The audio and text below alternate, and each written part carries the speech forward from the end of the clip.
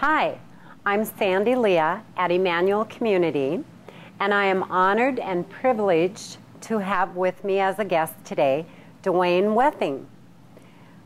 Welcome, Dwayne. Well, thank you. Yes, and Dwayne is from a 50-year, well, not a 50-year-old, but a resident for 50 years. I wish I was 50 years old. A resident for 50 years in the Detroit Lakes area, and also a former businessman.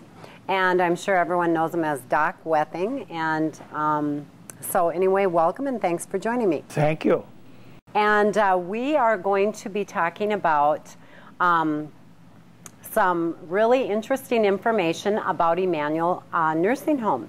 And coming up, we have a very, very special celebration, which will be our 45th anniversary of Emmanuel Nursing Home, and we'll be celebrating on September 30th from 3 to 6 p.m.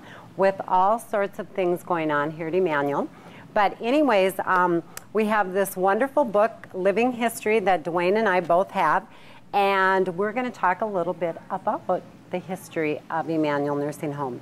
So, Dwayne, I know you were one of the first organizers to get Emmanuel Nursing Home up and running, and maybe you can tell us a little bit about how that actually started. Yeah, you know, it's your 45th, but it's actually almost the 50th anniversary because it took 5 years from the time the idea was presented by Earl King to the Jaycees until all the planning and things were taken care of.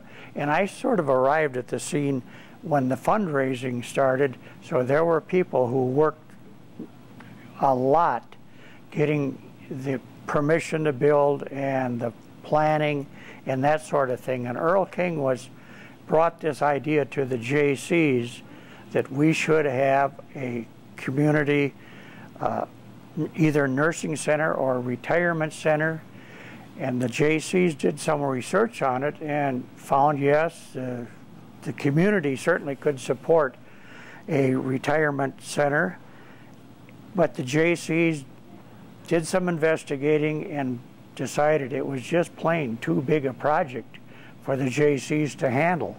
Okay. So Earl then took it to the board over at Trinity Lutheran Church, and after some thought, they decided that yes, this certainly would be a wonderful thing to do, and they contacted the Red River Valley Synod of the Lutheran Church, and then committees started to be formed for planning and things like that. And well, like Earl said, it took about 5 years from the time he planted the seed until he was able to harvest the crop. All righty. Well, and I know that in reading our book here, and we do have this wonderful book, Living History, and actually Joanne Knapp, a local artist, did the cover on this, and we made this for our 20th anniversary, and inside here there's some information about the Jaycees. I think Bruce Barrett was the president at the time. He was president after Earl, I think. I talked to Bruce just last night. Okay. And but anyhow, yeah, the Jaycees were supporters of the idea. It was just an awfully big project for a bunch of volunteers. All so right. they thought it was a great idea, and Earl just got it going. Okay. And then what my understanding is, Trinity Lutheran Church became involved, and they relocated. Actually, I think this all started back in 1955, and I think Trinity relocated somewhere in 1953 or 4 to their current location here, right next door to us. And my understanding was that Barney Allen, who some of the folks in Detroit Lakes may have heard of Barney, but he had the land here, and I think it was about 19 acres, and he sold it for about $29,000. So the land was purchased, and then funding and fundraising began to accumulate the dollars that you needed to to build Emmanuel. It was decided that the community should raise $200,000, and then they would be going to other agencies and foundations and to raise the money that would actually be needed, because when everything got done, this was about $1 million project, I think. Okay. As the money came in, I understand too that there were actually businesses in the community that agreed to do a payroll deduction of their employees, which I thought was really fantastic. That Earl King's crew all did payroll deduction. All the fellows over at the light plant here in Detroit Lakes, a lot of the people at Swift's, and that was quite a contribution, because back when gas was probably 34 cents a gallon, when you gave $100, that was a real contribution. And people like Parnell Sanford, who was just a very strong supporter, he was president of Bremer Bank, and he said the banks would contribute heavily, and they did, and individuals gave, but the fundraising was a great county-wide project. It was decided it was to be a community center and not just a Detroit Lakes, so people from Lake Park, Osage, Ogama, Callaway, Frazee were all involved. Okay. Okay. And I did speak with Jim Evans. I know Jim was one of the people who got involved, and Jim made mention of Parnell, how great and supportive he was. And so anyway, so then once the funds were gathered, the groundbreaking took place in 1963, and actually we opened the doors of Emmanuel Nursing Home in October of 1964, I believe it was.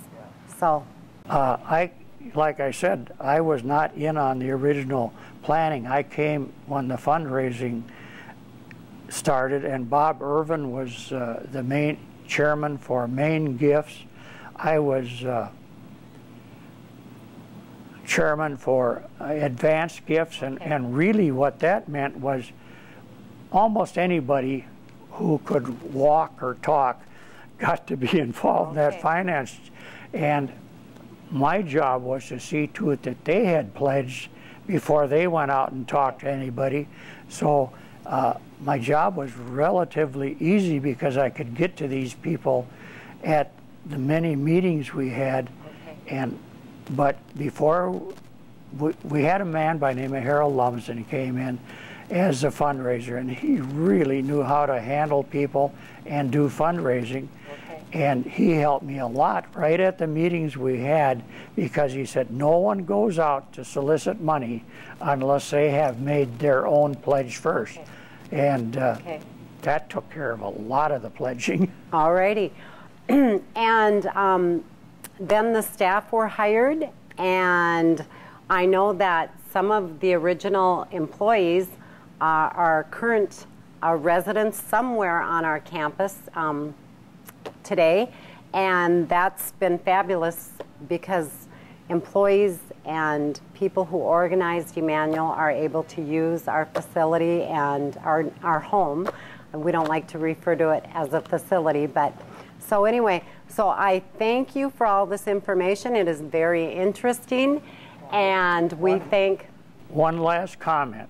I don't think Earl King, when he started this thing, realized that right today he would be a resident here. Probably not. So that's the thing. A lot of the people that worked on this didn't know that they would need this, but they knew that someone would need our services. So we thank you for listening, and we would like you to stay tuned for more to come on the 45th anniversary celebration of Emmanuel Nursing Home. Thank you for joining me. I'm Sandy Leah with Dwayne Wething. Thank you. Bye now.